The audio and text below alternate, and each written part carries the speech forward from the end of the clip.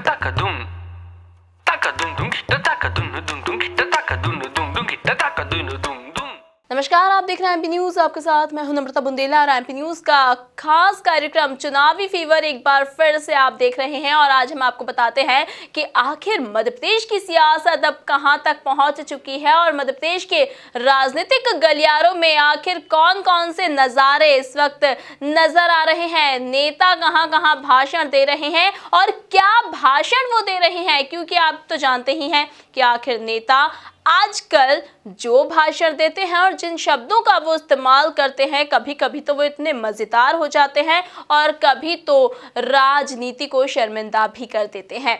तो आज किस नेता ने कौन सा भाषण दिया, किसने क्या कहा, कहाँ कहा, ये सारी चर्चाएं हम चुनावी फीवर में करने वाले हैं। हमारी साथी अदिति इस वक्त हमसे जुड़ी हुई हैं। अदिति, आखिर आज के दिलचस्प नज़ारों की अगर हम बात करें तो मुझे लगता है कि जैसे रैलियों का सिलसिला शुरू हो चुका है और सभाओं का दौर चल ही रहा है, नेताओं के भाषण का और खास तौर से कहें तो मज़ेदार भाषणों का और मज़ेदार बयानों का सिलसिला इस वक्त चल रहा है।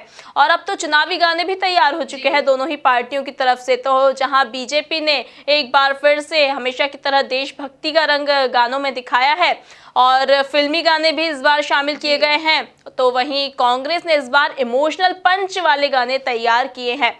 और अगर फिल्मी गानों की यहाँ बात आई है तो एक चीज़ और जो मुझे याद आ रही है कि इस बार जो राजनीति है गलियारों में बॉलीवुड काफ़ी चर्चा में बना हुआ है, क्योंकि एक दूसरे को जहां नेता बॉलीवुड में जाने की हिदायत देते नजर आ रहे हैं, तो वहीं अब फिल्मी गानों की तर्ज पर चुनावी गाने भी तैयार हो रहे हैं। क्या कहेंगे आप इस पर? नम्रता, चुनावी फीवर, चुनावी जो गाने हैं, चुनावी जो गीत हैं वो तो चल ही रहे हैं। और अब क्या हो रहा है कि अब फिल्मी गीत ज्यादा ले रहे हैं चुनावी गीतों में। अगर हम बीजेपी के चुनावी गीत की बात करें और उन पर नजर डालें तो जहां देशभक्ति के गीत शामिल हैं उसमें, लेकिन उसमें चुनावी गीत भी शामिल है। और अगर एक दो बोल मैं आपको बताऊं चुनावी गीतों में, फिल्मी गीतों की, तो जो बीजेपी है उसने मेरे रश के कमर वो वाला जो गीत है वो उन्होंने अपने उसमें चुनावी गीत में डाला है। उस तर्ज पर उन्होंने गाना बनाया है। इसके साथ ही उन्होंने एक जो उसका केसरी फिल्म का गाना है तेरी मिट्टी में, वो वाला भी गाना उन्होंने उसमें चुना है। और काफ़ी सारे ऐसे गाने हैं और खासकर देशभक्ति और फिल्मी गाने तो ठीक है, अब तो उन्होंने भक्ति के गाने भी, जो अभी पूरे लॉकडाउन में जो पूरा फेमस हुआ था गाना, रामायण का जो गाना फेमस हुआ था, उस गाने को भी उन्होंने चुनावी गीत में ले लिया है। तो कहीं ना कहीं बीजेपी क्या कर रही है, बीजेपी हर आयु वर्ग के मतदाता को साधने की कोशिश कर रही है, हर आयु वर्ग के। और जिस प्रकार हर मतदाता का अलग अलग इंटरेस्ट होता है, कोई बहुत ज्यादा भक्ति में लीन रहता है, कोई देशभक्ति में, तो कोई फिल्मों में लीन रहता है। तो बीजेपी क्या कर रही है, बीजेपी हर किसी के इंटरेस्ट की तरह से समझते हुए हर तरह का उन्होंने चुनावी गीत तैयार किया है। तो वहीं जो कांग्रेस है वो इस बार इमोशनल पंच की ओर जाती हुई नजर आ रही है। इस बार कांग्रेस ने गाय माता को लेकर, गाय माता को खाना खिलाने को लेकर, कन्यादान विवाह योजना, कन्यादान विवाह और काफी सारे ऐसे गीत जो इमोशनली है, इमोशनल वो पंच लेकर इस बार कांग्रेस चुनावी मैदान में उतरी। और इस प्रकार के गीत, वो चुनावी गीत हम सुन सकते हैं कांग्रेस की जो रैलियां हैं उनमें सुने जा रहे हैं। और काफी दिलचस्प लग रहा है, क्योंकि एक तरफ क्या हो रहा है, एक तरफ बीजेपी है जो हर आयु वर्ग को साध रही है, दूसरी तरफ कांग्रेस है जो इस वक्त इमोशनल पंच को लेकर कह सकते हैं जो इमोशनल लोग हैं, इमोशनल मतदाता है, या फिर इस वक्त जो चल रहा है पूरे प्रदेश में किसानों को, उनको साधने की कोशिश ज्यादा कर रही है। वैसे तो इमोशनल की अगर हम बात करें तो हमेशा जब भी सीएम शिवराज मंच पर जाते हैं तो वो इमोशनल अत्याचार या कहे कि इमोशनल भाषण लोगों को देते नजर आते हैं। और ख़ास तौर से उनके चेहरों का जो सीएम शिवराज के चेहरे का जो भाव होता है वो काफ़ी इमोशनल नजर आते हैं भाषण के दौरान। लेकिन अब कांग्रेस, जब अब उपचुनाव करीब आए हैं और कांग्रेस, हम जानते हैं कि 15 महीने के बाद कांग्रेस की सरकार गिर गई और अब एक बार फिर से जब उपचुनाव होने वाले हैं तो यही जो इमोशनल कार्ड है वो कांग्रेस अब खेलने की पूरी कोशिश कर रही है। वो जनता को कह रही है कि आखिर मेरी क्या गलती थी, और यही कुछ गानों के बोल भी कांग्रेस ने तैयार भी किए हैं कि आखिर जनता को हम बताएं कि जब हम सरकार में आए थे तब हमने सारे अपने वादे पूरे करने की पूरी कोशिश की थी, जो जो वचन हमने जनता को दिए थे, जो जो वादे हमने जनता से किए थे, उन सभी वादों को पूरा करने की हमने पूरी तरह से कोशिश की थी। और आधे से ज्यादा वादे हम 15 महीने के कार्यकाल में ही पूरे कर चुके थे, और जो भी बचे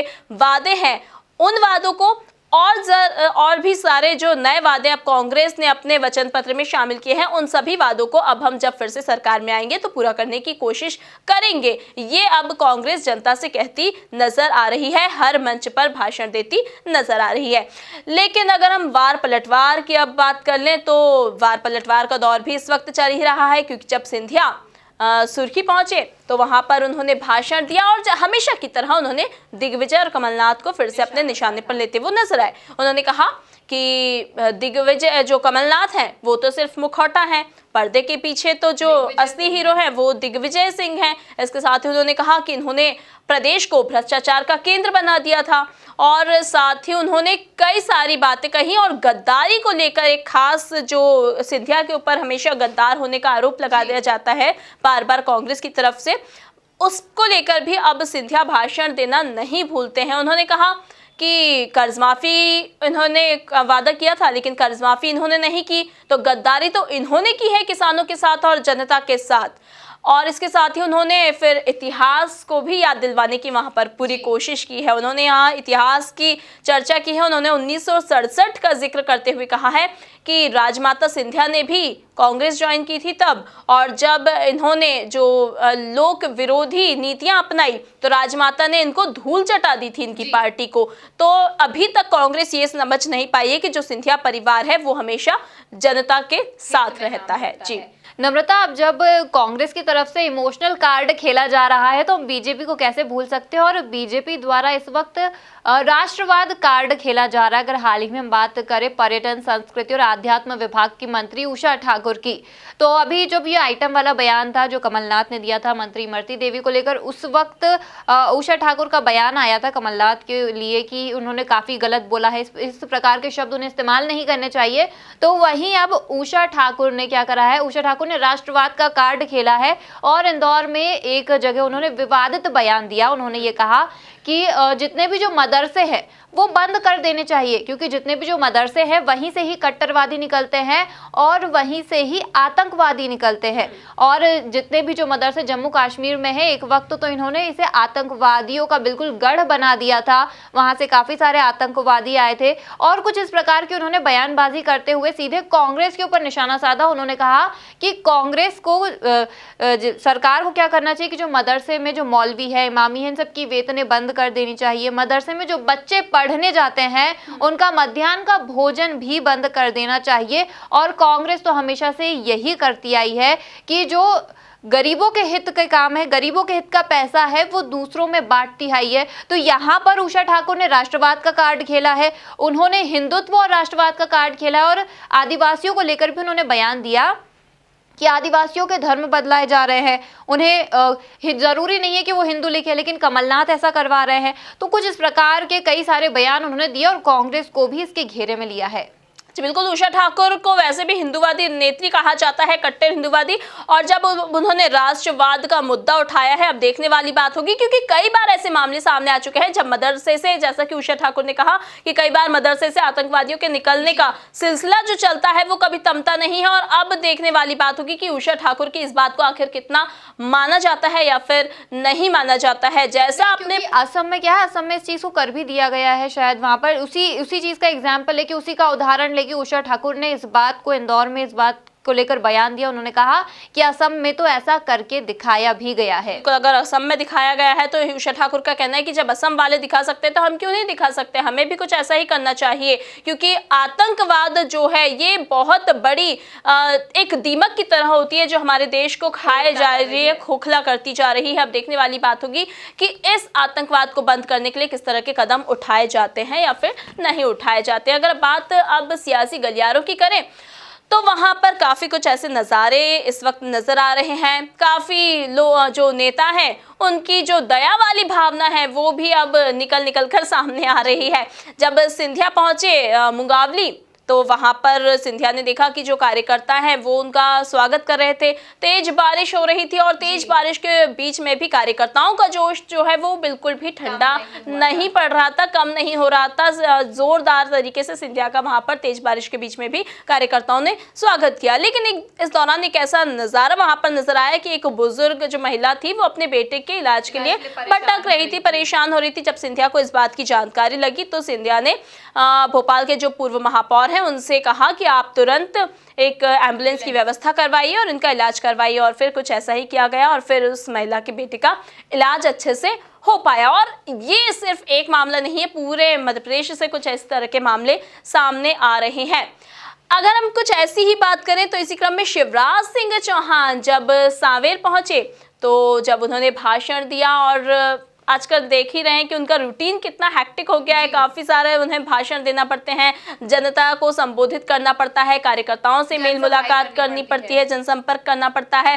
तो इस दौरान शायद उनके जो सिर था वो भारी हो गया, उन्हें चाय पीने का थोड़ा मन किया और चाय भी उन्होंने खुद कहीं हॉल में या कमरे में मंगवाकर, होटल में मंगवाकर नहीं पी। वो गए और उन्हें सांवेर की चौपाल पर बैठकर चाय पी उन्होंने। इस दौरान जो सीएम शिवराज का एक बेहद अनोखा अंदाज लोगों ने देखा, बहुत सादगी भरा अंदाज लोगों ने देखा और लोग उससे काफी प्रभावित होते भी नजर आए और कार्यकर्ता खुश होते नजर आए। नम्रता, भाजपा के जो मुख्यमंत्री हैं श्री शिवराज सिंह चौहान, वो सिर्फ अपनी सादगी के लिए ज्यादातर मशहूर है। लेकिन अगर हम कांग्रेस की तरफ चले तो जो कांग्रेस के पूर्व अध्यक्ष राहुल गांधी की हम बात करें तो हाल ही में जो पूरा ये मैटर चल रहा था, अभी कुछ दिनों पहले आइटम शब्द को लेकर कमलनाथ जी ने मंत्री इमरती देवी को आइटम कह दिया था, इसे लेकर काफी बवाल मचा था। तो वहीं अब राहुल गांधी की भी इस पर प्रतिक्रिया है, क्योंकि हाल ही में शिवराज सिंह चौहान ने सोनिया गांधी को पत्र लिखा था कि जिस प्रकार के बयान, अमर्यादित बयान जो कमलनाथ जी के द्वारा दिया गया है, तो आप कमलनाथ जी को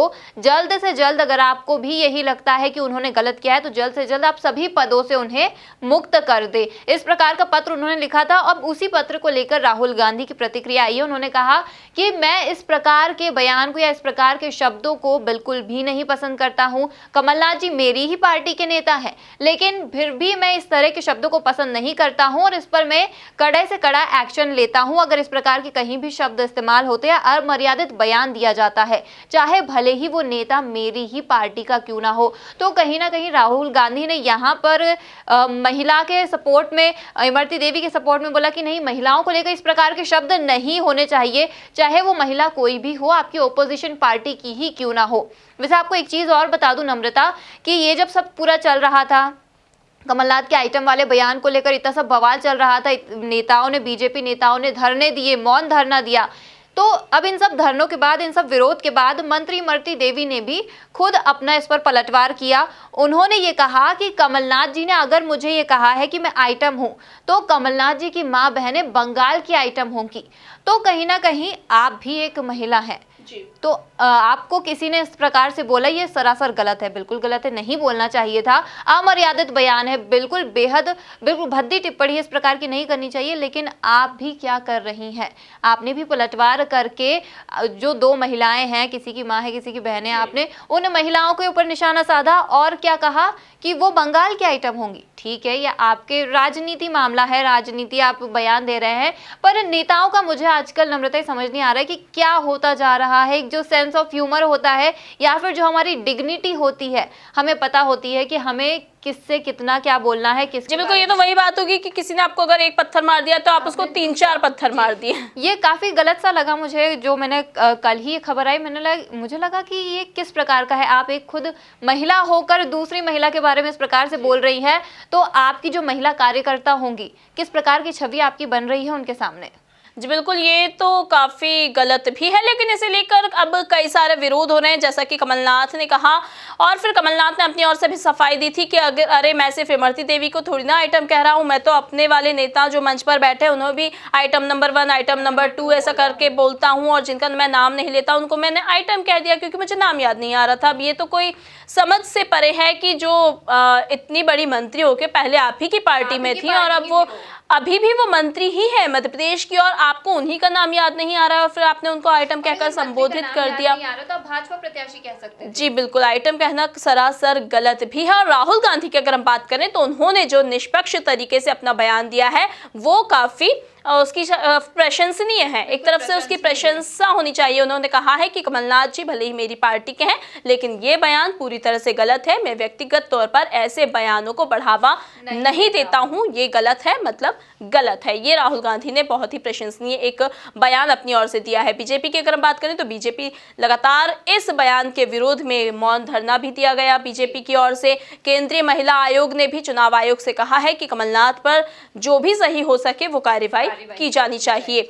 इसमें अब मध्य प्रदेश की अगर राजनीति की अगर बात करें तो दिनों दिन ये राजनीति काफी अलग रुख अपनाती जा रही है। स्टार प्रचारकों की अब लिस्ट तैयार हो गई है। स्टार प्रचारकों के मध्य प्रदेश आने का सिलसिला भी अब शुरू हो ही चुका है और लगातार एक के बाद एक स्टार प्रचारक यहाँ उपचुनाव के पहले अपने ओर से चुनाव प्रचार करने यहाँ पर आएंगे। सचिन पायलट का नाम इसमें काफी अहम कांग्रेस की ओर से माना जा रहा है और सचिन पायलट भी अब मध्य प्रदेश और बिहार के लिए चुनाव प्रचार करते नजर आने वाले हैं। और यहाँ पर सचिन पायलट अब जब आएंगे तो काफ़ी उनका प्रभाव यहाँ पर रहेगा। जाहिर सी बात है क्योंकि वो राजस्थान के डिप्टी सीएम भी हैं। जब वो आएंगे तो वो अपने भाषणों से जनता को प्रभावित करते नजर आएंगे।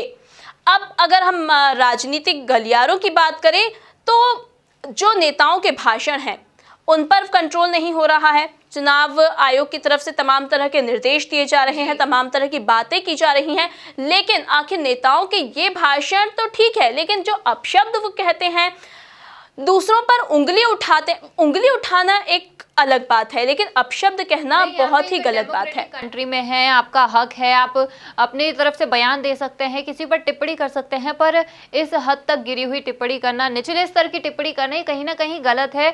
आज ये समझ नहीं आ रहा है कि आप जब उपचुनाव की स्थिति निर्मित हुई थी, अब उपचुनाव होने भी वाले हैं, उल्टी गिनती शुरू हो चुकी है, मुश्किल से 14 या 13 दिन और बचे हैं उपचुनाव के मतदान को, लेकिन इसी बीच धीरे धीरे ऐसा लग रहा है कि जो नेताओं के अंदर एक बौखलाहट है एक दूसरे को लेकर वो बाहर आ रही है या फिर किसी तरह का गुस्सा है वो इस प्रकार के बयानों से बाहर आ रही है।